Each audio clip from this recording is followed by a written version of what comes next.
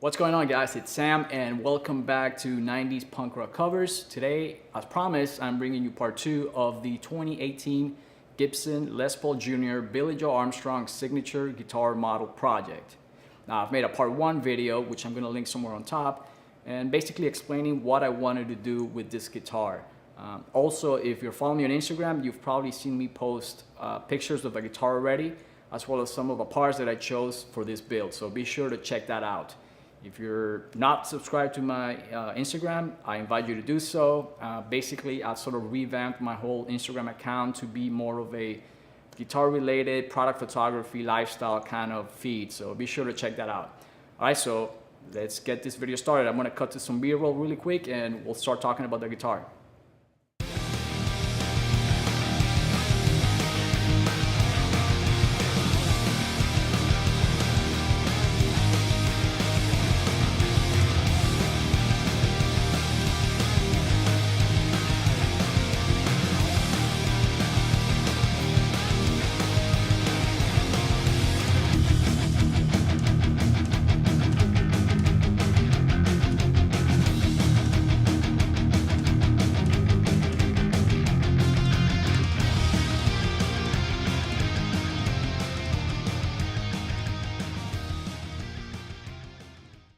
Alright guys, so here she is in all of its red glory. As you can see, the colors really pop on this guitar. Some of the parts that I chose with the red, it just kind of makes it really pop, and I really like the way it came out. It's very unique looking, so I'm very happy. So let's talk a little bit about some of the parts that I chose for this guitar. As I mentioned on part 1, I really wanted to choose parts that I felt would increase the playability and sound of the guitar. Now, this is not a comparison video because I have not played the original stock guitar, but for me, I like to tinker with my guitars a bit. I like to choose different parts, different pickups to make it sound kind of right to how I want. So, you know, it's just that in my nature to do so. So this project was perfect for that because when I got the body, like I mentioned in part 1, it was basically an empty body. So it had no hardware, no pickups, nothing. So this was a perfect way for me to kind of experiment and be a little creative as to what the guitar, how I want the guitar to sound like and look like. So, all right, so let's talk about the pickup first because that is one of the most important parts of the guitar. And I went with a company called Lawler Pickups, made in the USA. And I'm very familiar with their pickups. As a matter of fact, I have a pair of their Imperial humbuckers in one of my guitars, and they sound fantastic. So I knew what I was getting when I purchased these pickups. They're a boutique company, but they use awesome parts. They have a very good reputation of the product. So, and obviously playing some of the pickups already, I knew that I couldn't go wrong with this brand. So the model for this pickup is called a Rayo or El Rayo, however you like to pronounce it. And it's an interesting pickup. When I read the specs on Lawler's website, they sort of mentioned it to be kind of like a mix between a single coil pickup and a humbucker. You get a lot of that top end kind of bright sound of a single coil in a more traditional humbucker enclosure with some of that compression that a humbucker gives you. So it's an interesting description, and it definitely is an interesting sound. I mean, I've never had a pickup that sounded this way. So far, I mean, I've had the guitar already built for about a week and a half. So far, my first impressions of the pickup is that they are very P90 sounding. And when I say that, I mean that when you kind of dig into the actual guitar a bit on your strings, you can get that oomph that you get from or that growl that you get from a P90. But if you play them really softly, like more clean stuff, it cleans up really well. And it's got tons of dynamic, which I like. It's bright and it sounds really good. It sounds very different. And it's actually fitting for this type of guitar because obviously this is not a very traditional kind of junior. I mean, you got a humbucker, so it's really not the way they're meant to be. But for this kind of guitar that is a little experiment, I think this pickup was a good choice. So, I mean, I've had it for, like I said, a week and a half. I still got to do a little more sound testing and covers to really appreciate it. But so far, it's really what I thought it would be. It's really cool.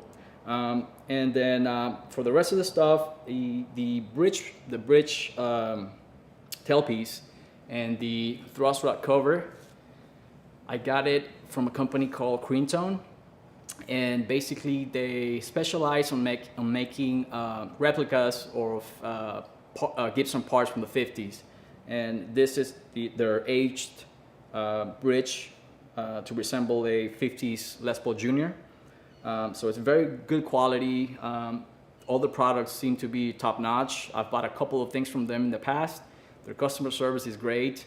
The owner usually emails you with your name and everything, thanking you for your however many purchases you've done. So I think that's a really nice touch for a company to do, especially nowadays that everything is so mass produced and everything. They actually take the time to actually email you and thank you for the purchase. And it's not like an automated email, it's actually sent to you personally. So I'm very happy with that. I love companies that do that sort of business. So definitely will be buying more stuff from them in the future. The knobs, the tuners, and miscellaneous parts like the jack plate and everything I got from a company called Suhr. They've been in the business for a very long time. They make all sorts of guitar parts, aftermarket parts and some OEM parts. And the tuners that I went with, they are the Kluson 3-in-1 style. And the reason why I went with those is because they're more of the traditional Les Paul Jr. tuners, as opposed to what the guitar came with, which were the single Kluson style tuners. I don't know, I just like the look of them. They look original, you know what I mean? And like I said earlier, this guitar is sort of like a traditional, non-traditional style. So I wanted to keep some of the components as vintage style as possible, aesthetically at least, while being a modern guitar. So I thought, by going with these tuners, it just enhanced the look of the guitar. The only problem I had was I had to drill extra holes for this style of tuners to go in. Unfortunately, the original ones were not in line, so not a big deal, but it's something to consider if you want to do something like this. The knobs, they're the amber top hat style knobs. They're aged, so again, going with the theme of like new and old, so it just had that nice look. I wanted to go with that, so they're pretty cool. Your standard kind of Gibson style knobs. The wiring and the capacitor, they're made by a company called Emerson Customs, and I've also bought products from them in the past. They're very good, high quality stuff. So I got the pre-wire Les Paul kit, which made it easier for the installation and everything. So everything's pretty much set up for you to just plug and play, really. Again, very good products. Not really expensive if you think about it, but they provide some really quality stuff. So that's that. And finally the pick guard. Now here's where I ran into a little bit of trouble. The pick guard I got from a company called WD Music, and originally I was looking to see if I could find the original style of pick guard that the guitar came with. Now I know a lot of people don't really like the way the stock pick guard looks. It is kind of funny looking. It's sort of like a custom Les Paul special kind of design, but it's got some weird like pointy end or something. I'm not the biggest fan of it either, but I would have been okay with it if I would have found a pick guard that had this sort of kind of what do you call it, pearloid or mother of pearl look.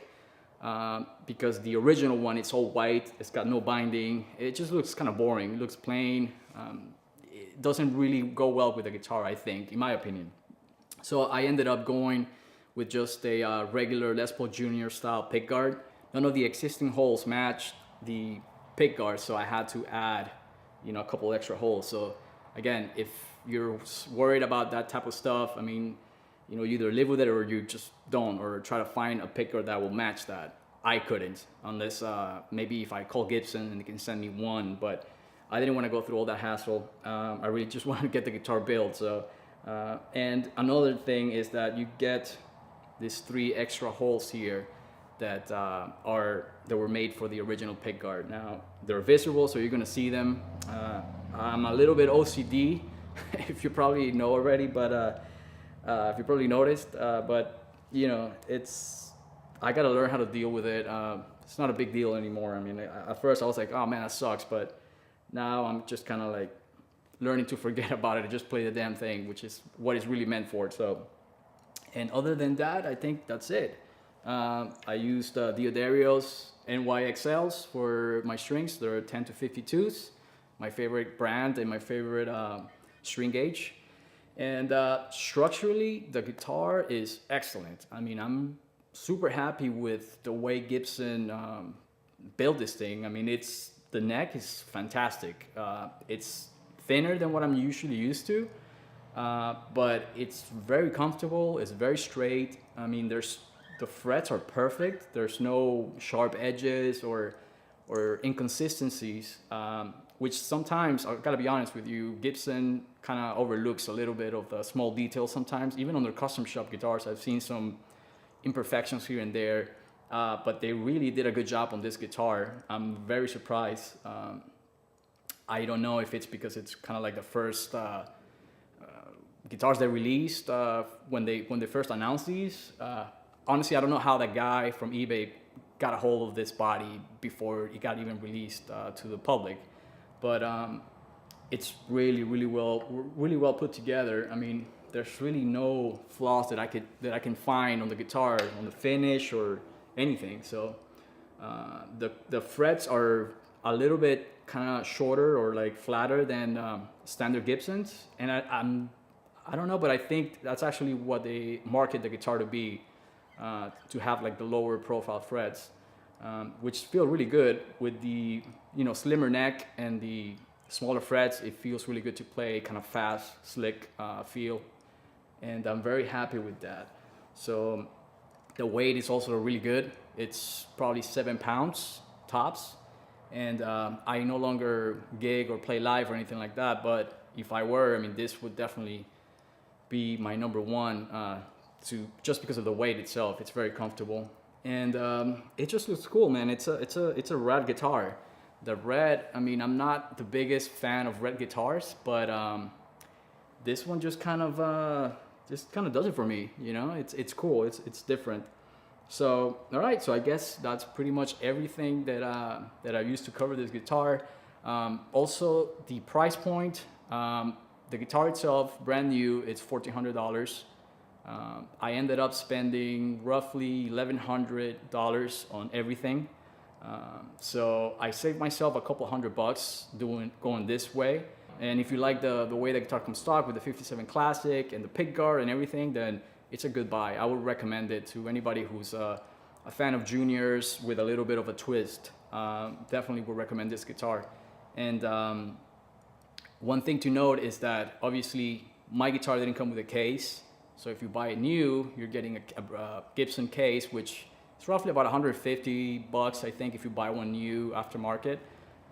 So it's something to consider if you want to spend the time kind of looking for the parts and putting it together, as opposed to just getting the damn thing in one shot and just play it. And then obviously it's something you got to consider if you want to go the route that I went.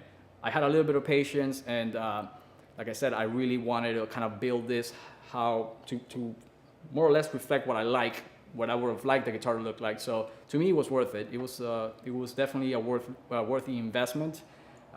So I would definitely recommend anyone who would want to do something similar to the guitar to go ahead and do it. I think it's worth it.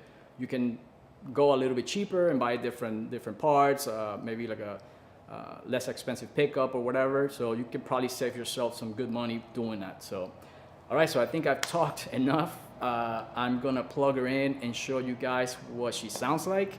And so yeah, stay tuned for that.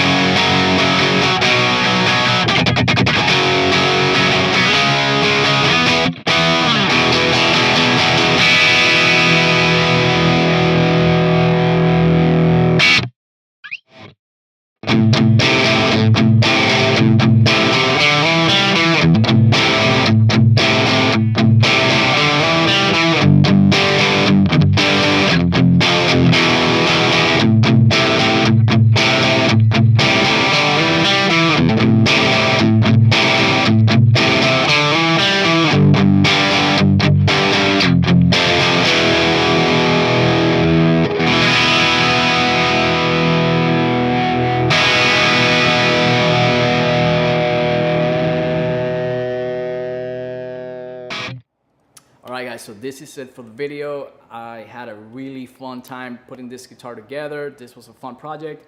I love this guitar and I can't wait to put out some more covers using this guitar. As a matter of fact, I've already recorded 2, which will be up in the channel in the next coming weeks.